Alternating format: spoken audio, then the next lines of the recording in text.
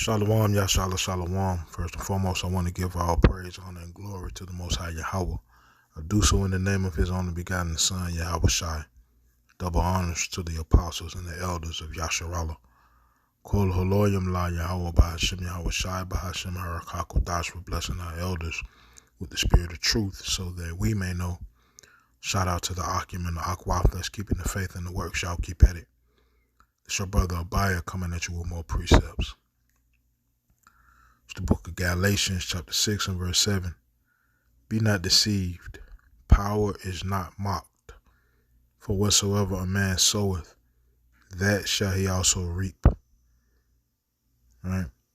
The deceitfulness and the pride in the devil's heart has deceived him. He don't understand.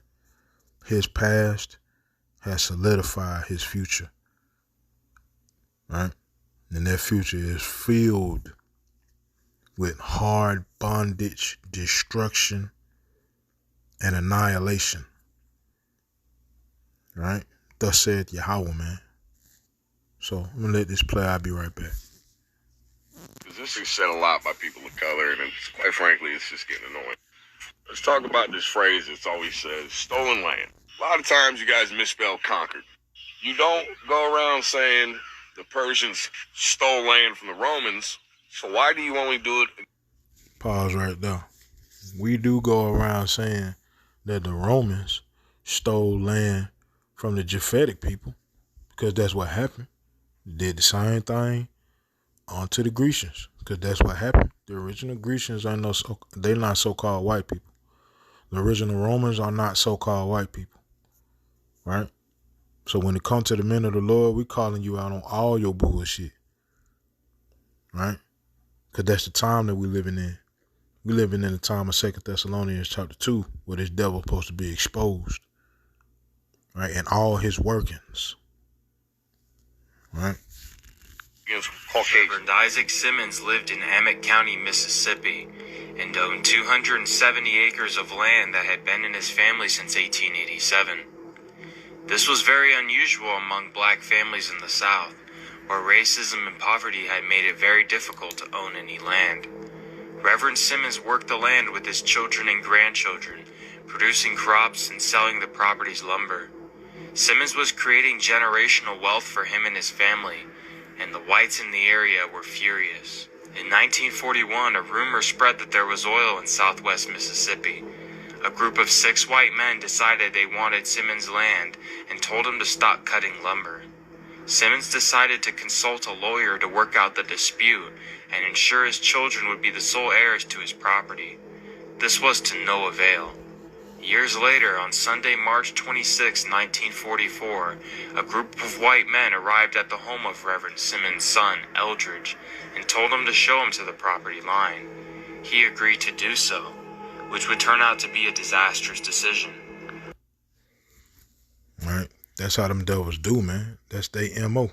They want something, and they gonna come with deceit. Once you take the bite, that's your ass, man. Right? That's how they gonna do Revelation 13. They already starting it. The test run was that thing that shut the world down for a couple of years. Right? It's the book of Micah chapter 2 and verse 1. It says, woe to them that devise iniquity and work evil upon their beds. When the morning is light, they practice it, because it is in the power of their hand. Yahweh gave them that power, man. Right? That's how they deceive. They really do believe that they gonna just do what they do forever and ever, even forever, and don't work that way. Don't work like that at all. Right? Yahweh giveth and he taketh away. Right? Verse 2 in Micah chapter 2. And they covet fields. Covet means desire. Right? And they desire fields and take them by violence, and houses and take them away. So they oppress a man in his house, even a man in his heritage. While Eldridge Simmons rode with the men in their vehicle, they began to beat him and shouted racist language towards him. The men then found and dragged Reverend Simmons from his home about a mile away and began beating him as well. The men drove both Simmons and his son further onto the property and ordered Reverend Simmons out of the car, cut out his tongue, and shot him multiple times in front of his son. They then told his son that he needed to vacate the property in 10 days, or else he would be next. The white men who committed the lynching took possession of the land. The constable and sheriff concluded that Reverend Simmons had, quote, met his death at the hands of parties unknown, even though his son Eldridge and his two daughters, Emma and Lee, were present and able to identify by name at least 4 of the 6 men responsible. The sheriff couldn't care less. Emma, Lee, and other members of the family fled Amite County, Mississippi over the next 2 days, fearing for their lives, before their father's funeral on March 29th. Eldridge remained in town for the funeral, but was taken into police custody the next day supposedly for his own protection. Held in jail for more than a week despite being the victim, Eldridge was released from jail on April 8th and was urged to leave the county. Only one of the 6 white men responsible were ever prosecuted for Reverend Simmons' lynching. On November 1st, 1944, more than 7 months after their father was lynched, Eldridge and his sister Emma were arrested in New Orleans, Louisiana, on charges that they had fled the state in order to avoid testifying as witnesses in the trial. And look, this is just one story. This is just one story. You know how many so-called blacks was righteously making a way in this place? I'm talking about beyond the Black Wall Street, man. It was a Black Wall Street damn near in every state, man, because we had no choice. Because we couldn't deal with no other nations. By law, we couldn't deal with no other nation. Now, I guess they thought that was going to keep us in a primitive state. No.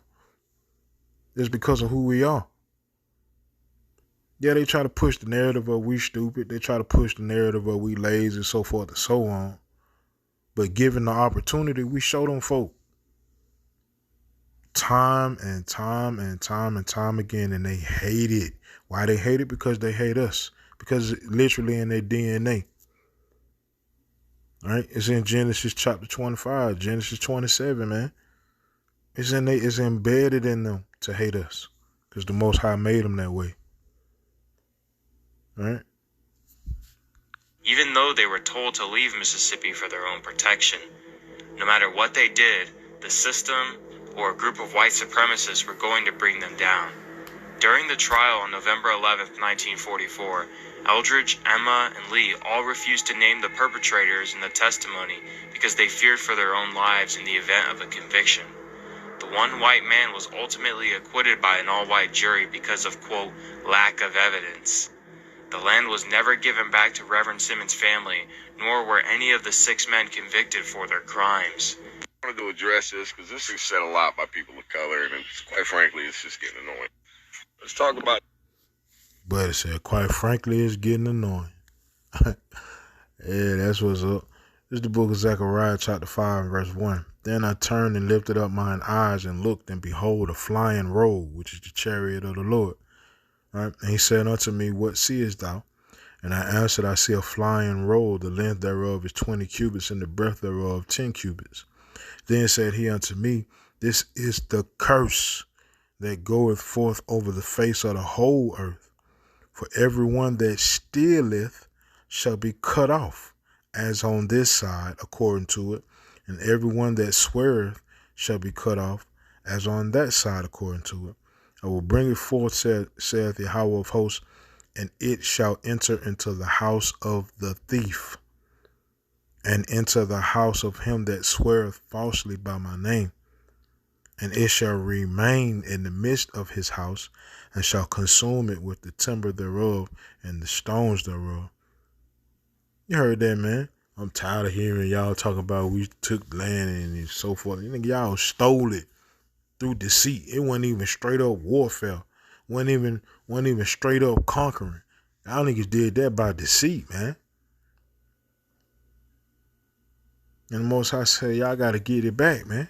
But it ain't going to be by no deceit. It's going to be by the truth. I'm telling you the truth to your face. All right? The Most High said he going to destroy you and everything that you stand for, which is all wickedness, man. All right? In due time. And it's already started. You see it. You don't want to believe it, but you see it. You see what's going on around the world that you got no control over. You see it. You see the state of the world that's out of your hands. You see it. You're trying to mold it to fit your narrative of order of chaos. But you ain't understanding man's goings are of the Lord. How can the man then understand his own way? This ain't you. This Yahweh that's got this thing going. And he got it going because you are done. Right?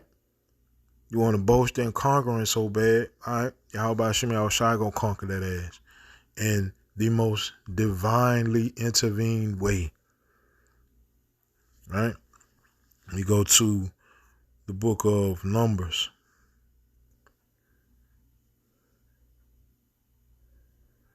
Numbers chapter 35 and verse 33. So ye shall not pollute the land wherein ye are, for blood it defileth the land. Right? This land is this land is filthy, man. Filled with the blood of the saints. The daughter of Babylon is drunk off the blood of the saints. Right?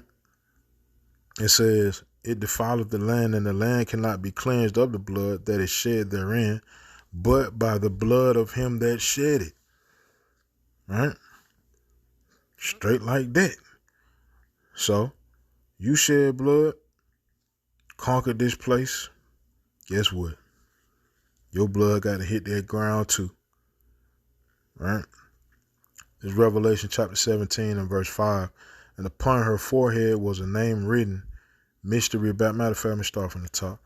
And there came one of the seven angels which had the seven vials, and talked with me, saying unto me, Come hither, I will shew unto thee the judgment of the great whore that sitteth upon many waters, with whom the kings of the earth have committed fornication, and the inhabitants of the earth have been made drunk with the wine of her fornication. Right? Talking about this Western world, talking about the daughter of Babylon, speaking about America. You hear the pride in this man's mouth. Right? Not only did he conquer, but he tired of hearing. It's irritating for him to hear what his forefathers did. Nobody give a damn about you being irritated. It happened. And we still here. So hell yeah, we gonna talk about it. Right? It says, so he carried me away in the spirit into the wilderness, and I saw a woman sit upon a scarlet-colored beast full of names of blasphemy, having 7 heads and 10 horns. Right? Verse 5. Matter of fact, verse 4. And the woman was arrayed in purple and scarlet color, and decked with gold and precious stones and pearls, having a golden cup in her hand, full of abominations and filthiness of her fornication.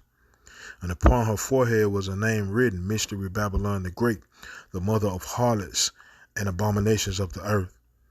And I saw the woman drunken with the blood of the saints, and with the blood of the martyrs of Yahushua. And when I saw her, I wondered with great admiration. Right? Verse 17. Matter of fact, verse 16. And the 10 horns which thou sawest upon the beast, these shall hate the whore, and shall make her desolate and naked, and shall eat her flesh and burn her with fire.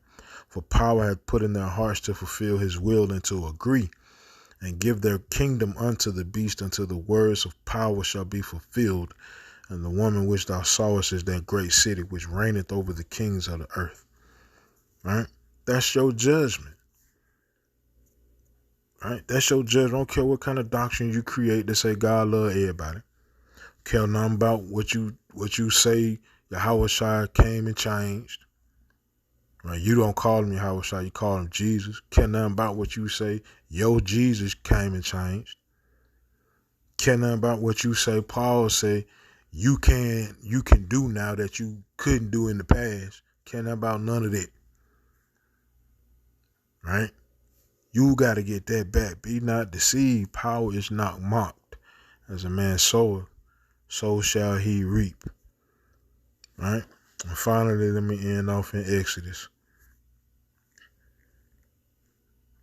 Exodus chapter 21 and verse 16. And he that stealeth a man and selleth him, or if he be found in his hand, he shall surely be put to death. Right? Y'all misspell conquer. Okay. Nah, your ass misspelled that get back. All right? And that's the pride that we we are surrounded on an everyday basis. If you got to deal with these folk at all, that's that pride right there. I'm tired of hearing about y'all talking about it. I'm tired of hearing y'all talk about it. It's irritating to me. Yeah. Let me go to the book. I thought that was going to be it. Look, 2nd Ezra. 2nd Ezra chapter 6. And verse 9, for Esau is the end of the world, and Jacob is the beginning of it that followeth. Your time is up, man. Right? Your time up. Go to the book of Obadiah.